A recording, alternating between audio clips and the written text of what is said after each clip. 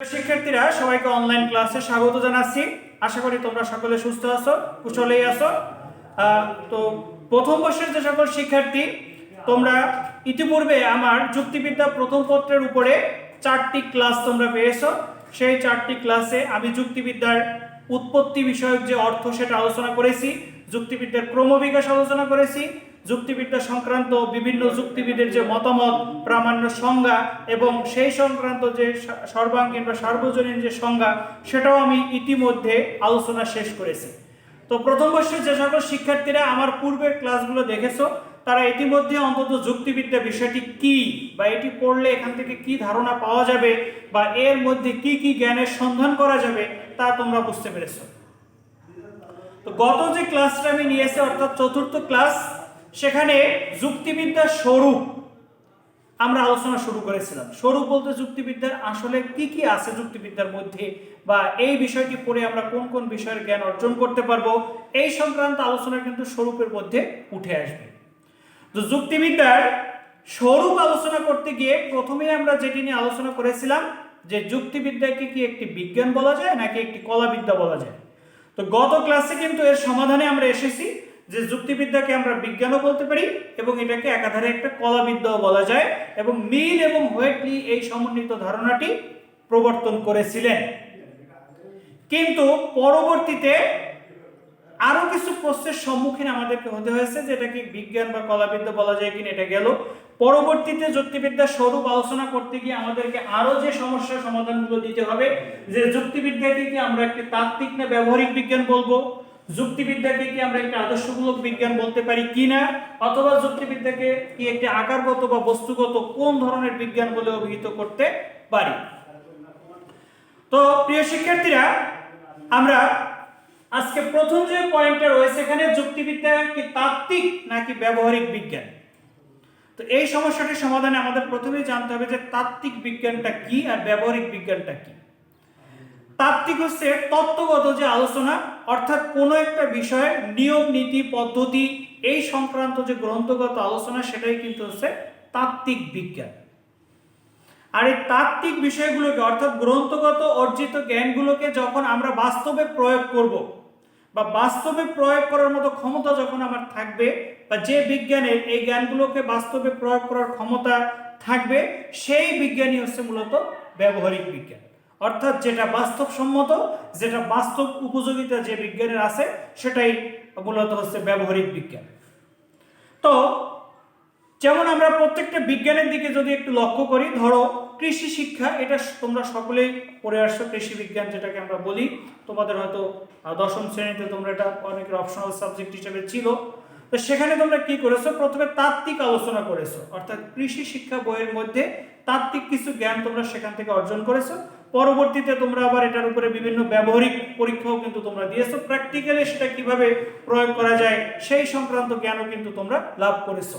এভাবে প্রত্যেকটা বিজ্ঞানেরই কিন্তু একটা তাত্ত্বিক দিক থাকে আর একটা ব্যবহারিক দিক থাকে। তাত্ত্বিক দিক ছাড়া যেমন ব্যবহারিক দিক কখনো পরিপূর্ণ হতে পারে না, তেমনি ব্যবহারিক দিকটাও কিন্তু তাত্ত্বিক দিক ছাড়া কখনো পরিপূর্ণ হতে পারে না। তাই তাত্ত্বিক এবং ব্যবহারিক এটা একই বিজ্ঞানের দুইটা পরিপূরক শাখা, একে অন্যের উপরে নির্ভরশীল। এখন যুক্তিবিদ্যাকে কি আমরা তাত্ত্বিক বলতে পারি? হ্যাঁ, অবশ্যই তাত্ত্বিক বলতে পারি। কেন? কারণ যুক্তিবিদ্যারও কিন্তু আলোচনার ক্ষেত্রে এমন কিছু তাত্ত্বিক নিয়ম নীতি রয়েছে। কিসের নিয়ম নীতি? যেমন কিভাবে যুক্তি প্রদান করতে হবে, যুক্তি প্রদানের যে পদ্ধতিগুলা, রীতিনীতিগুলা, নিয়মগুলা, এগুলা কিন্তু তাত্ত্বিকভাবে যুক্তিবিদ্যা বইয়ে আলোচনা করা হয়েছে। আবার এই তাত্ত্বিক জ্ঞানটাকে মানে এই যুক্তিগুলোকে কিভাবে আমরা ব্যবহারিক ক্ষেত্রে প্রয়োগ করতে পারি বা ব্যবহারিকভাবে কিভাবে এই জ্ঞানটাকে আমরা কাজে লাগাতে পারি, কিভাবে বাস্তবে একটা যুক্তি প্রণয়ন করতে পারি বা প্রদান করতে পারি, বৈধ যুক্তি থেকে অবৈধ যুক্তি কিভাবে পৃথক করতে পারি, এই ব্যবহারিক জ্ঞানও কিন্তু আমরা যুক্তিবিদ্যার মাধ্যমে পেয়ে থাকি। তো যুক্তিবিদ্যা একদিকে যেমন তাত্ত্বিকভাবে নিয়ম নীতি নিয়ে আলোচনা করে, অন্যদিকে এই নিয়ম নীতির আলোকে যুক্তিগুলোকে কিভাবে ব্যবহারিক ক্ষেত্রে প্রয়োগ করা যায় সেই আলোচনাও কিন্তু যুক্তিবিদ্যা করে থাকে।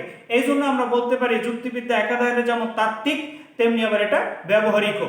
তাই প্রথম প্রশ্ন বা পয়েন্ট অনুযায়ী যে যুক্তিবিদ্যা তাত্ত্বিক এবং ব্যবহারিক উভয় ধরনের বিজ্ঞান হিসেবেই আমরা যুক্তিবিদ্যাকে স্বীকৃতি দিতে পারি। দ্বিতীয় যে পয়েন্টটা রয়েছে, যুক্তিবিদ্যা কি একটি আদর্শমূলক বিজ্ঞান? এখন আদর্শমূলক বিজ্ঞান জিনিসটা কি? সাধারণত প্রকৃতিতে ঘটে যাওয়া ঘটনা যেভাবে আছে এইভাবেই যে বিজ্ঞানগুলো তুলে ধরে সেটাকে বলা হয় বর্ণনামূলক বিজ্ঞান। ধরো তোমরা পদার্থবিজ্ঞান, পদার্থবিজ্ঞান কি নিয়ে আলোচনা করে? পদার্থের আকার, আয়তন, বা পদার্থের কি কি গুণ আছে, বা পদার্থের মধ্যে পদার্থের কি কি বৈশিষ্ট্য রয়েছে, বা এই সার্বিক বিষয় যেটা প্রকৃতিতে রয়েছে সেই প্রাকৃতিক বিষয়গুলো যেটা পদার্থ কেন্দ্রিক সেই বিষয়গুলো নিয়ে কিন্তু পদার্থবিজ্ঞান আলোচনা করে থাকে। কিন্তু এই বিষয়গুলো কেমন হওয়া উচিত ছিল বা কেমন হলে পৃথিবীর জন্য ভালো হতো এমন বিষয় কিন্তু এই বর্ণনামূলক বিজ্ঞানগুলো আলোচনা করে না। যেমন ধরো তোমরা এই যে পারমাণবিক বোমার কথা তোমরা শুনেছো, যেটা হিরোশিমা নাগাসাকিতে দ্বিতীয় বিশ্বযুদ্ধের সময় প্রয়োগ করা হয়েছিল। তো সেক্ষেত্রে এটাও কিন্তু পদার্থবিজ্ঞানেরই কিন্তু একটা আবিষ্কার ছিল। তো সেক্ষেত্রে এই যে বিজ্ঞান ভিত্তিক ধারণাটি বা এই যে পারমাণবিক বোমা যেটা আবিষ্কৃত হয়েছে এটা হয়তো বিজ্ঞানের একটা সফলতা, কিন্তু নৈতিক দিক থেকে কিন্তু কখনোই এটাকে আমরা সমর্থন করতে পারি না, বা এই আবিষ্কারটা কখনোই মানব সভ্যতার জন্য উচিত বা মঙ্গলজনক কিছু নয়। কিন্তু বর্ণনামূলক বিজ্ঞান কি করবে? শুধু ওই যে পারমাণবিক বোমাটা আবিষ্কার এবং এটা বৈজ্ঞানিক যে তাৎপর্য সেটাই তারা তুলে ধরেছে, কিন্তু এটা যে মানব সভ্যতার জন্য কতটা ক্ষতিকর বা এটা হওয়া উচিত ছিল না বা এটা হওয়ার কারণে আমাদের এই ক্ষতিকর দিক রয়েছে, এই উচিত অনুচিত বিষয়গুলো কিন্তু এই বর্ণনামূলক বিজ্ঞান আলোচনা করে না। এটা তোমরা পদার্থবিজ্ঞানের মধ্যে পাবে না, এটা রসায়ন বিজ্ঞানের মধ্যে পাবে না, বা প্রকৃতির কোনো বিজ্ঞানের মধ্যে পাবে না। কিন্তু তোমরা যদি নীতিবিজ্ঞানের কথা ভাবো, যার কাজ কি যে কোনটা নৈতিক, কোনটা উচিত, কোনটা অনুচিত, কোনটা করলে মঙ্গল হবে, কোনটা করলে মঙ্গল হবে না, এই উচিত অনুচিত বিষয়গুলো নিয়ে কিন্তু আলোচনা করে নীতিবিদ্যা। আর যে বিদ্যার মধ্যে বা যে বিজ্ঞানের মধ্যে উচিত অনুচিত বিষয়গুলো অন্তর্ভুক্ত থাকে সেটাকে অবশ্যই বলতে পারি আমরা একটা আদর্শমূলক বিজ্ঞান। তো তেমনি যুক্তিবিদ্যাকেও কিন্তু আমরা একটা আদর্শমূলক বিজ্ঞান বলতে পারি, কারণ যুক্তিবিদ্যা শুধুমাত্র বর্ণনা করে না।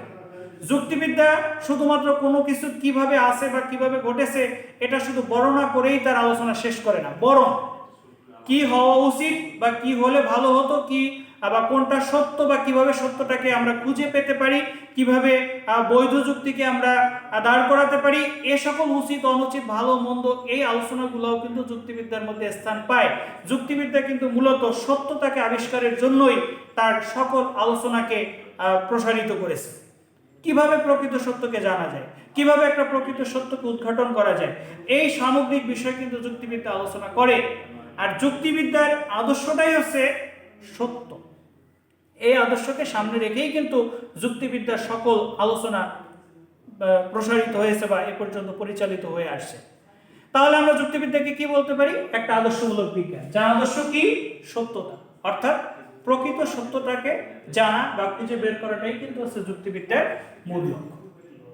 তাহলে আমরা যুক্তিবিদ্যাকে একটা আদর্শমূলক বিজ্ঞান বলতে পারি। তো শিক্ষার্থীরা পরবর্তী যে পয়েন্টে রয়েছে, যুক্তিবিদ্যা কি আকারগত নাকি বস্তুগত বিজ্ঞান? এখন আকারগত আর বস্তুগত কি?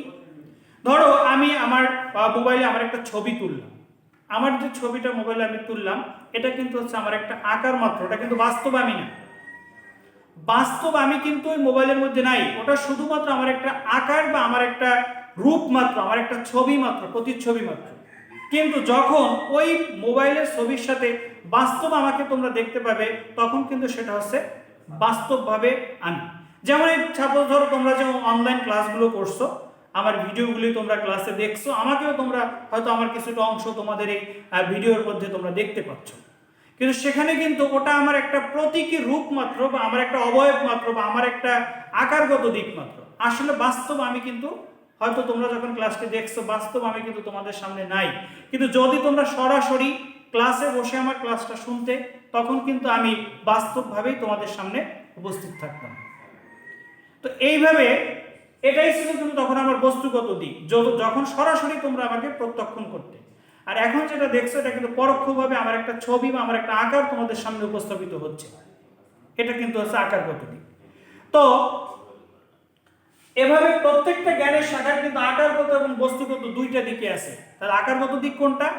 জ্ঞান বিজ্ঞানের যে শাখাগুলো শুধুমাত্র আলোচনার মধ্যেই সীমাবদ্ধ থাকে, যার বাস্তবতা নেই বা বাস্তবগত দিকে প্রয়োগ করা গেল কি গেল না এ নিয়ে তারা মাথা ঘামায় না, সেই বিষয়গুলোকে বলবো আমরা আকারগত বিজ্ঞান। আর বস্তুগত কি, যে বিজ্ঞানগুলো একদিকে আকারগত এবং সেই আকারটাকে কিভাবে বাস্তবায়িত করা যায় বা কিভাবে বাস্তবে রূপদান করা যায় সেই লক্ষ্যে আলোচনা করে, সেই বিজ্ঞানগুলোকে আমরা বলতে পারি বস্তুগত বিজ্ঞান। তো যুক্তিবিদ্যাকে আমরা আকারগত বস্তুগত দুইটাই বলতে পারি। কেন? কারণ যুক্তিবিদ্যাকে যদি শুধু আকারগত বলি সেটা ভুল হবে, শুধু বস্তুগত বলি সেটাও ভুল হবে। কারণ যুক্তিবিদ্যা তার আকারগত দিকে, যেমন একটা যুক্তির আকার কেমন হতে পারে, এটা কিভাবে বৈধ হতে পারে, কোন নিয়মগুলো অবলম্বন করে বৈধ যুক্তি স্থাপন করা যায়, কোন নিয়মগুলোর মাধ্যমে অবৈধ যুক্তিগুলোকে বাদ দেওয়া যায়, এই সকল আকারগত আলোচনা, যেমন তোমরা এখানে সংজ্ঞা, শ্রেণীকরণ, ব্যাখ্যাকরণ, এখানে তোমরা ওই যে সহানুমান, অনুমান, এরকম প্রভৃতি অনেক কিছু পাবে আকারগত দিকের আলোচনায়। আর এই আকারগত আলোচনাটাকে যুক্তিবিদ্যা কিন্তু বাস্তবে রূপদান করারও চেষ্টা করে, যে কিভাবে একটা যুক্তি বাস্তবে প্রয়োগ করা যায়, কিভাবে যুক্তির মাধ্যমে প্রকৃত বাস্তব সত্যটাকে খুঁজে বের করা যায়, এই সামগ্রিক আলোচনাও কিন্তু যুক্তিবিদ্যার অন্তর্গত। তাই যুক্তিবিদ্যাকে একদিকে আমি আকারগতও বলতে পারি, আবার এই যুক্তিবিদ্যাকে কিন্তু আমরা বস্তুগত বলতে পারি। তো প্রিয় শিক্ষার্থীরা, যুক্তিবিদ্যা শুধু আকারগত নয়, শুধু বস্তুগত নয়, বরং এটা আকারগত বস্তুগত উভয়। তাহলে আমরা কিন্তু তিনটা প্রশ্নের সমাধান পেয়ে গেলাম, যে যুক্তিবিদ্যাকে আমরা তাত্ত্বিক ব্যবহারিক দুইটাই বলতে পারি, তাত্ত্বিক দিকও আছে ব্যবহারিক দিকও আছে। যুক্তিবিদ্যাকে আমরা আদর্শমূলক বলতে পারি, কারণ এটা সত্যতার আদর্শকে সামনে রেখেই আগায় বা সামনের পথ চলে। আবার যুক্তিবিদ্যাকে আমরা আকারগত বস্তুগত দুইটাই বলতে পারি। এটা ছিল মূলত যুক্তিবিদ্যার স্বরূপ সংক্রান্ত আলোচনা। কারণ ইতিমধ্যে আমরা কলা বিজ্ঞানের আলোচনাটা করলাম, তাত্ত্বিক ব্যবহারিক করা হয়ে গেল, আদর্শমূলক বিজ্ঞান কিনা সেটাও আলোচনা হয়ে গেল, আবার আকারগত বস্তুগত কিনা সে আলোচনা আমরা আজকে শেষ করে ফেললাম।